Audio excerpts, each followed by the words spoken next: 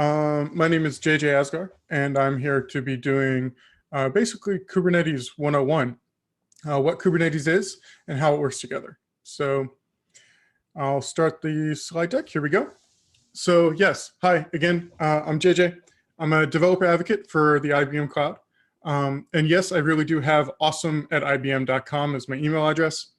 And you can find me at JJ Asghar on Twitter.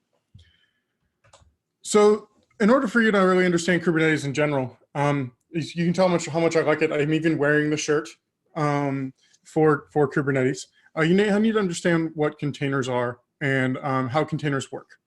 So let's do a container primer first.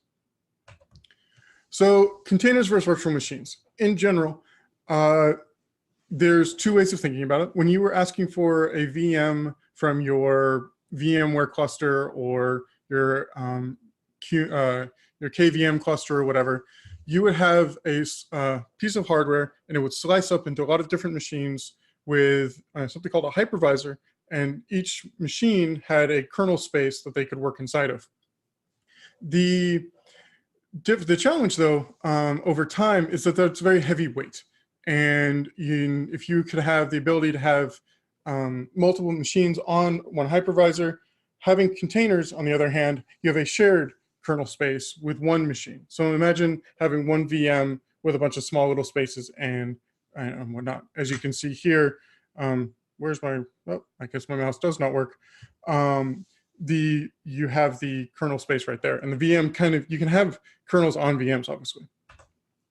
So let's talk about why containers. First of all, if you've ever used Docker, and Docker's become kind of the Kleenex, if you will. In the US, we have tissue paper, and Kleenex is kind of the vernacular, but it's the main company.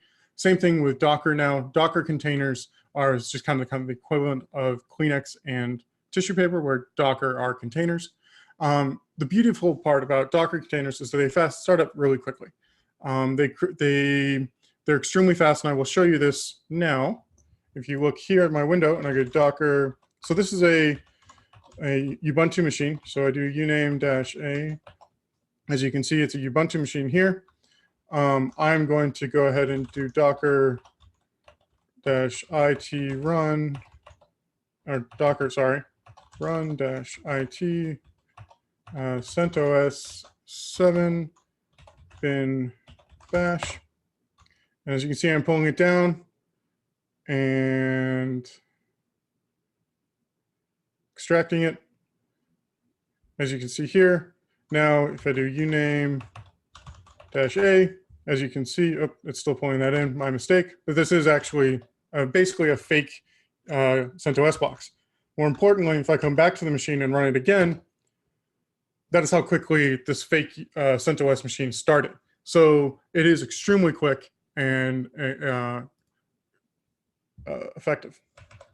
So, but more importantly, you use these things called Docker files. And Docker files are so if you can spin up machines very fast, very quickly to get a container, which is a fake machine, this right here is actually how you configure the container to do the work. As you can see, this is a Ubuntu machine. It is a Python app. It is a little Flask app. I thought that was appropriate to do it. And it's actually a bad example of a Docker file. As you can see, it just pulls from Ubuntu, which is a bad way of doing it. But for an example, it kind of shows everything going. This is everything you'd need to actually install a Flask app. So if I go back here and I go docker build -this, this is actually how quickly building this container would take. It only takes a handful of seconds to install because I already had the container down. I'm installing Flask right there. I'm pulling it in. I'm downloading it like we've always seen. And there we go. That's it. That's my whole application built, which is insanely fast, and the ability to iterate very quickly. So I can change my code around and be able to build a container very fast. It's one of those it's very important to understand for you to be able to get to where we want to go, which is what Kubernetes is. So let's talk about why Kubernetes.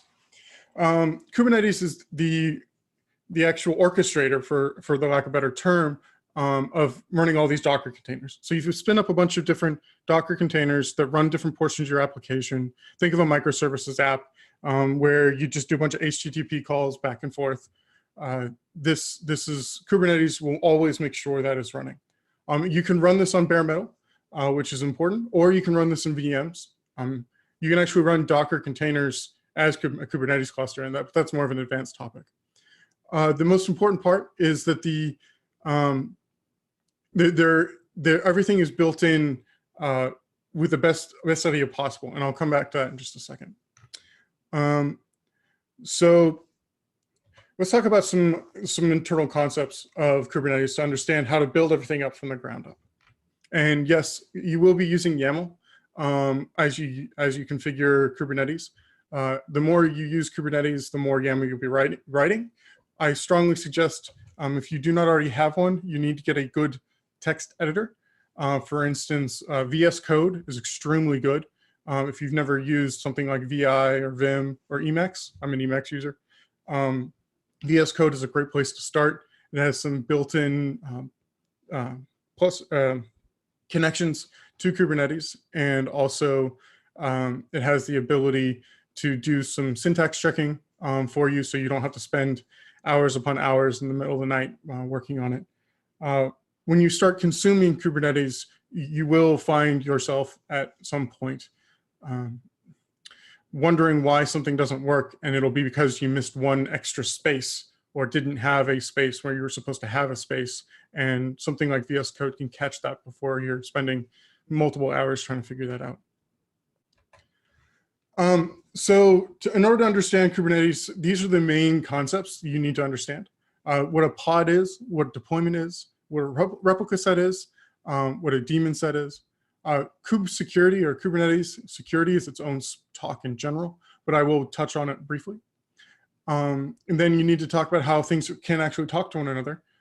Inside of a Kubernetes cluster, there is no way that, because of everything is being ephemeral and state is not kept, or state is kept to be running, but it is not a stateful way of doing it. If you need state, we'll talk about that here in a moment. You should be using something else. Kubernetes is designed to be for stateless applications. So you need to figure out a way for the different containers to talk to one another. And then that is the kube connectivity.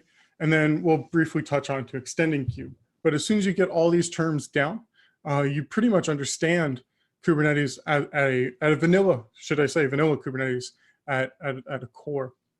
So let's start off with the first thing. I'm going to build this up from the ground so we can kind of understand where everything comes together to be able to move forward. So the first thing Kubernetes understands is a container. And as you can see, here's just a simple container inside of our space. That's actually a lie. Kubernetes doesn't actually understand containers. The smallest thing that Kubernetes understands is something called a pod. And a pod is n number of containers. You can have one or more containers inside of a pod. So as you see, this pod C has one container. Now it has two. So imagine if you had your little Flask app, and then you had maybe a log aggregator, or like a Datadog or something like that, where it's taking the logs from your little Flask app and shipping them off to a SaaS product to be able to read. So this would be pod C would have Flask app and your Datadog agent, for instance, inside of it. And that would be a pod C, the pod C here.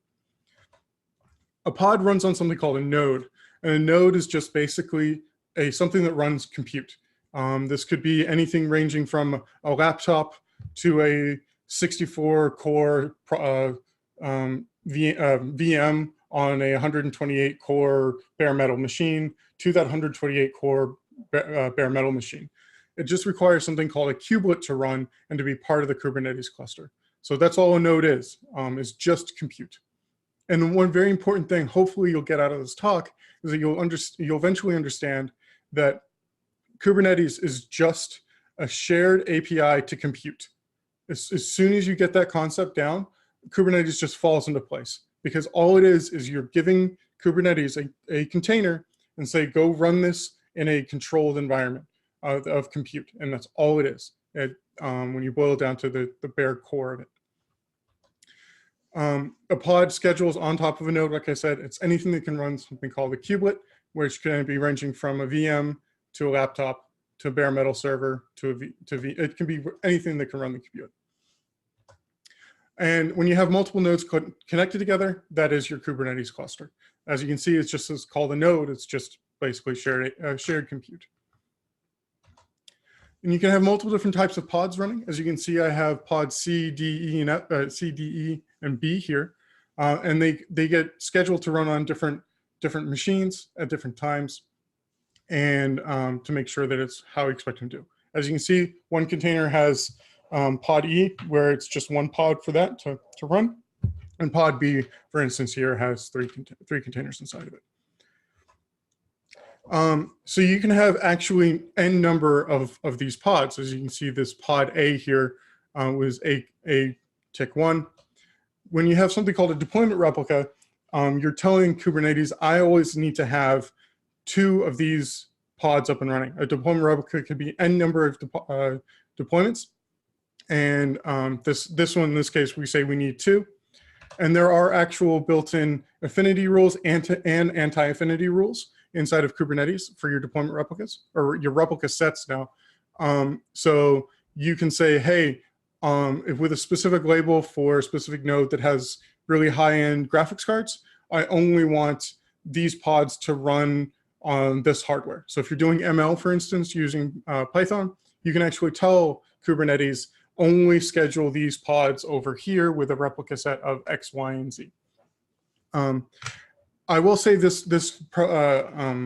get that to in just a second. So as you can see, deployment also gives the ability to upgrade and roll back facilities too. So if you are making changes to your replica set and you push something out and it's broken, Kubernetes is smart enough to say, hey, something's not right here, so I don't need to continue moving forward. And I actually, this presentation comes from a workshop that I work on, that if you are in the Portland area for Portland's DevOps days, I'll be doing this workshop with this presentation there in September. So let's talk about failure recovery, because things always end up breaking. So this is actually a bad example. This was done before Kubernetes 1.13. We're actually on 1.16 now, but this is really important to know because people still run older versions of Kubernetes out there. And by default, this is no longer true. But let's just say pod E just blew up. As you can see, that nice big red X on there, and it has died. Well, before 1.13, it would just go away. But interestingly enough, this version, the newer versions after 1.13 have a replica set by default of 1 attached to every single pod now. So in the case of this one right here with pod B, where it blew up, and as you can see with the little blue line around it, it blew up. Because it had a replica set of 1, it finds it and moves it to another node to be built. As you can tell, it moved it to a completely different node. It didn't start it on the same node that it came from, because Kubernetes will look for a place with something that is underutilized, because who knows if that node is starting to have hardware problems or whatever. It's smart enough to work on that. So by default, this actually works now. That pod D, when it blew up, would actually be doing the exact same thing that pod B here did. B as in boy. But let's say, for instance, we had pod, because we have a replica set of 2 for pod A here, this one blew up, everything's going bad. Milliseconds wise, it'll schedule it and restart it somewhere else, which is great. So you will always have two pods up and running. As long as you understand that and you control your application, or you're able to horizontally scale pretty well with this. All right. So the next important thing to talk about is our nodes, how nodes don't really matter. Because it's just shared compute, it's an API to shared compute.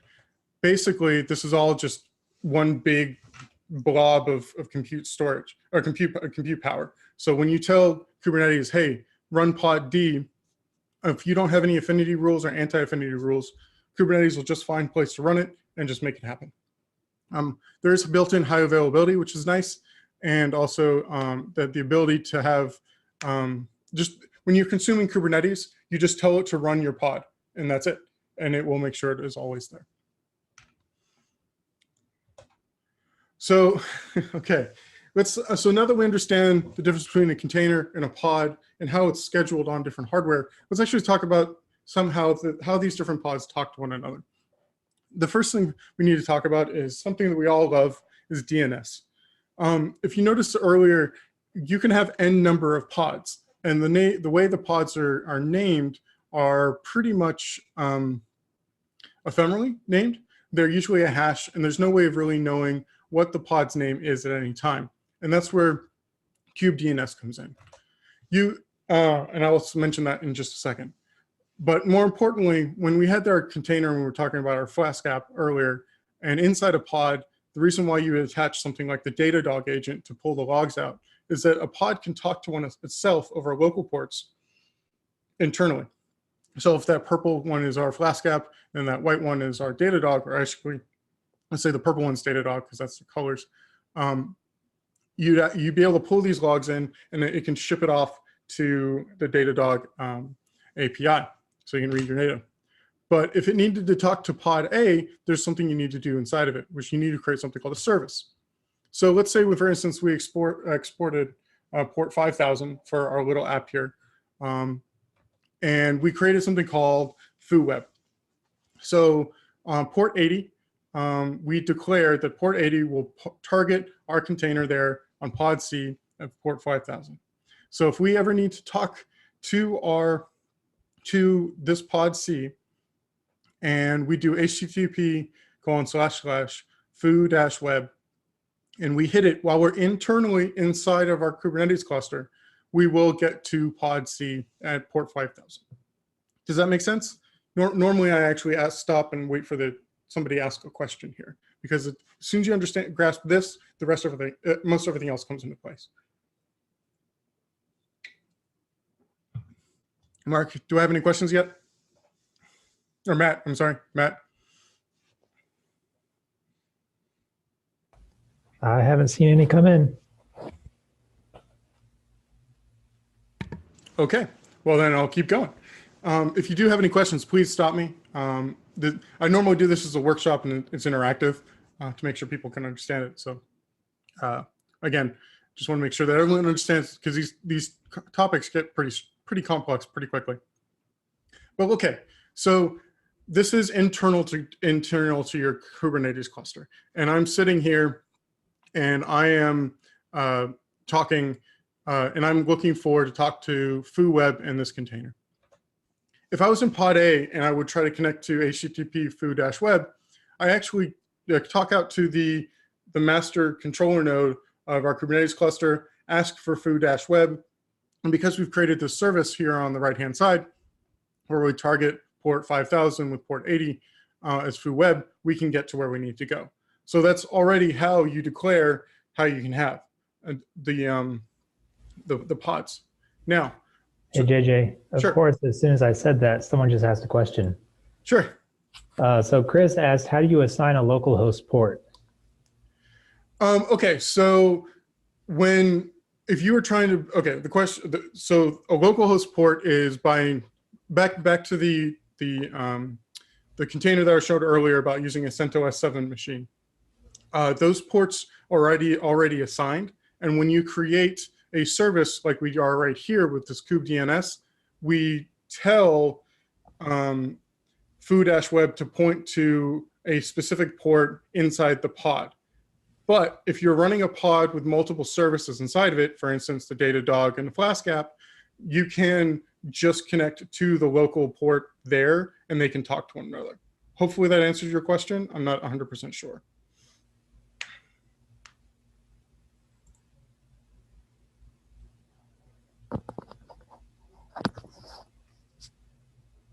Is that a yes? Is that a yes? I think you can move on. I don't see anything else coming. Okay, cool. So, so it's very important to understand that internally in Kubernetes, it has a built-in DNS service that you can manipulate by using something called services to point to the different things. And as soon as you get that, that's the core concept of how the different pods to talk to one another. You can have n number of pods. So we could have pod A or pod C here be pod C1 to literally hundreds, if not thousands, depending on whatever your compute is. So foo web will always get to pod C, but we'll talk about how specifically in just a second. As you can see here, I have pod C tick or whatever, and this could be multiple pods, right? And it's very important to understand that when you talk to foo-web, it will get to one of our pod Cs. The next most important thing you need to work or to understand about Kubernetes is something called namespacing. So when you have this big shared, when you have this big API to a lot of compute, and if you need to slice and dice this Kubernetes cluster up, you use something called namespacing. And namespacing are, in essence, are walled gardens around your application.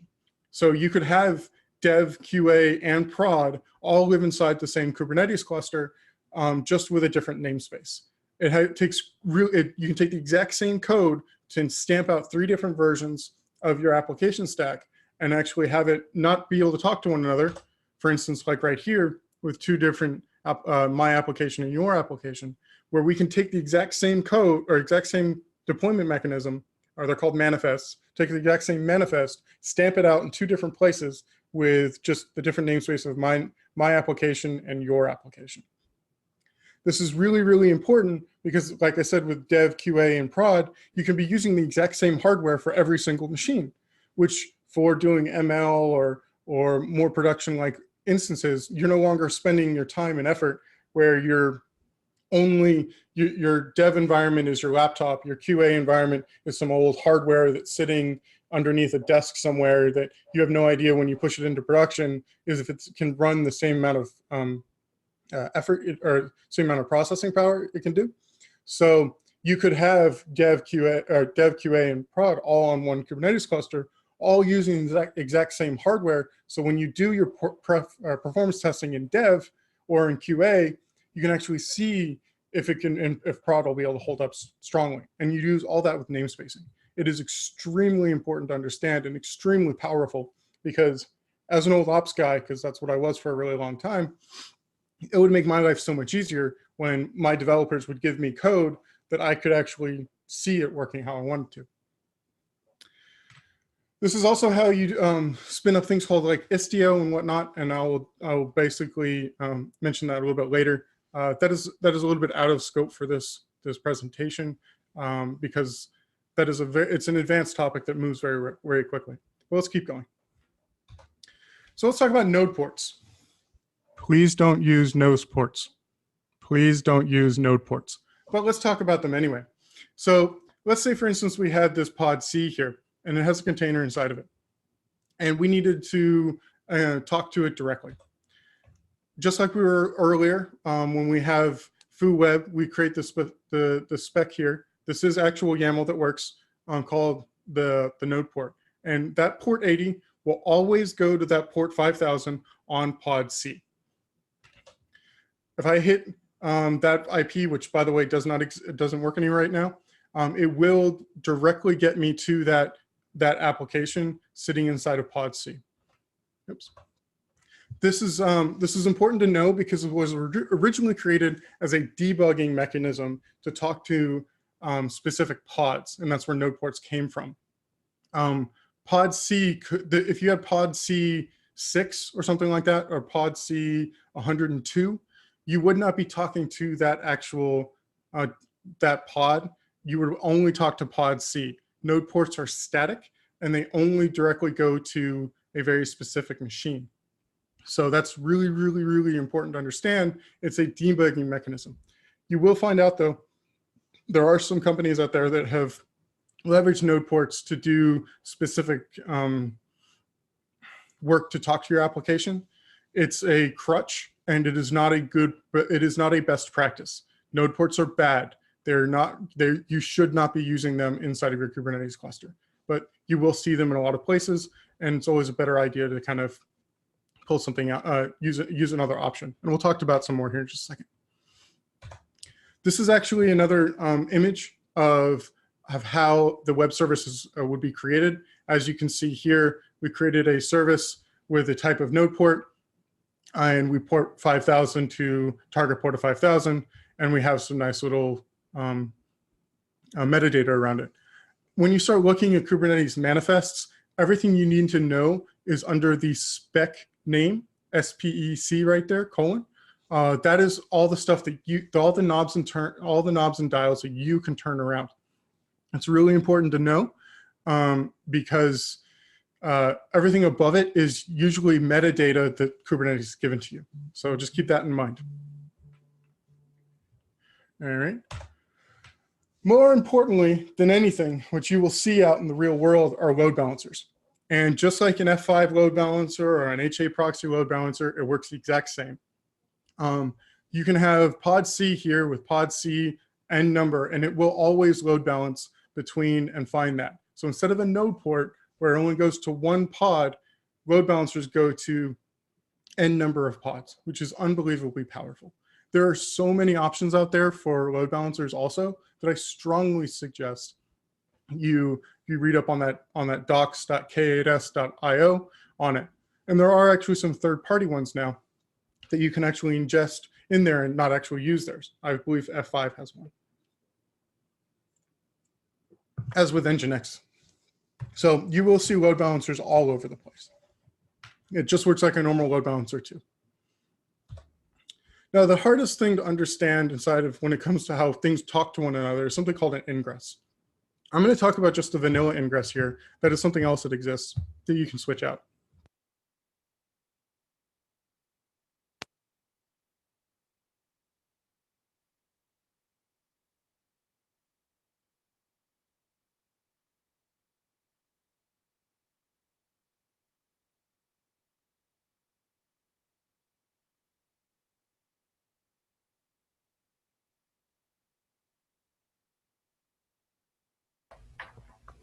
Hey, JJ, I think we lost audio. How about now? Is that better? Hello? Yes, much better. Okay, cool. So let me go back here. So let's take for instance, okay, ingress is the hardest thing to understand inside of Kubernetes. And this is how we map things together. Let's take for instance, pod D here has a database on it. Don't run your databases in Kubernetes, but let's go ahead and say it does. And we have foo data. So we have foo web that needs to talk to foo data. We take this pod C and it needs to talk to foo data here to be able to pull some information. This right here, believe it or not, is a bad example, but everything you need to understand about an ingress. So if I went to that crazy host name, mybluemix.net/, it would go directly to foo web and then to port 5000 of the application. But let's say foo web needed to talk to our database and it would need to go to data admin. It could actually look at the ingress and find out, oh, it's over here, to be able to talk to it there. This is the hardest concept inside of Kubernetes, but what you end up doing is you end up mapping out your microservices application this way, and it's extremely powerful. You will find this usually on the edge of the Kubernetes clusters to be able to have things talk to one another. There is precedence involved inside of it, but again, this is on the edge, not on the back end. So you can still have your load balancers and your other ways of things of talking to one another off on the side, but this is how everything would come out in the front. I strongly suggest if you're going into the Kubernetes ecosystem to spend some time learning and really playing around with ingresses to make sure you understand how they work. Also, if you don't like how the vanilla one works also, Nginx has a very, very, very good one that you can put in instead. Excuse my cat there, she has decided to visit me. Okay, so I'm gonna just, I'm speeding up a little bit here to make sure that I have time for some questions. Right again, Kubernetes has built-in security already. This could be its talk by itself, but I wanted to highlight a couple of things. Back to the namespaces earlier, you can actually have RBAC talk to specific namespaces. So if you had, all you ever wanted was your QA people to be able to deploy just to a specific namespace, you could do that. You also have built-in service accounts, and everyone should be using service accounts because you want the bots to do the work for you. And also, then your bots will do the work. And you don't have someone who can go off and go be rogue, which is important. Also, if you've read the 12-factor application manifest, environmental variables are extremely powerful and used throughout Kubernetes.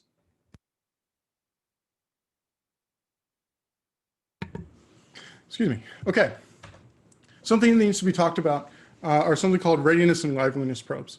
Hey, JJ, we actually got a question on the last slide. Sure. The question from Adam is, are secrets encrypted at rest and in transit? Oh, that is a very good question. And like with all software, it depends. It really does. There's a lot of best practices that are coming out around how secrets are managed inside of Kubernetes. Internally, internally by default, I believe they are not. There's a secure way to get to them. There is a pseudo vault that exists, but it turns out HashiCorp Vault is becoming one of the de facto uses for Kubernetes secrets, which will take care of a lot of the transit and at rest times. Did I answer your question?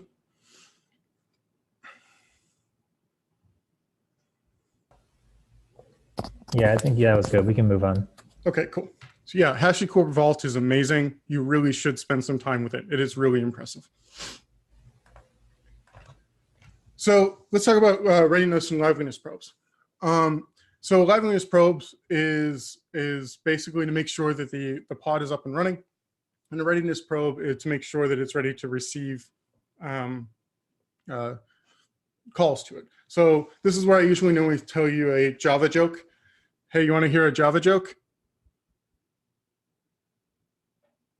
Pretty funny, huh? So that's the beauty of a readiness probe, right? It waits until the actual application of the pod is up and running. In the case of that Java one, Java takes forever to start.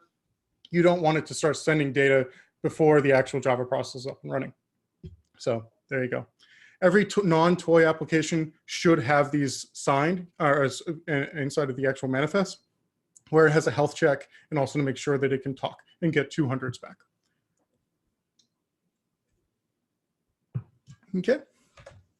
I just wanted to talk about some logging outside of Kubernetes.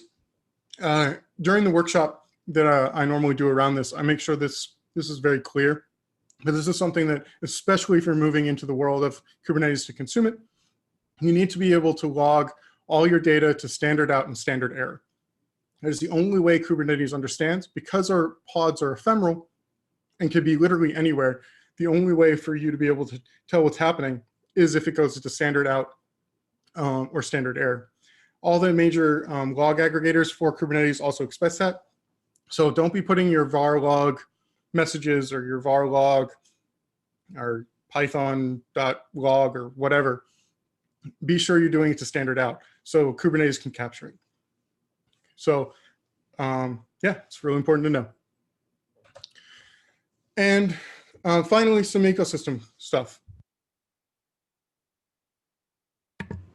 The Kubernetes ecosystem, because all it is just a shared API to compute, it's really important to understand about these three major ecosystem partners. One first is a Helm, is the package manager. It's how you can get a lot of different things on top of Kubernetes.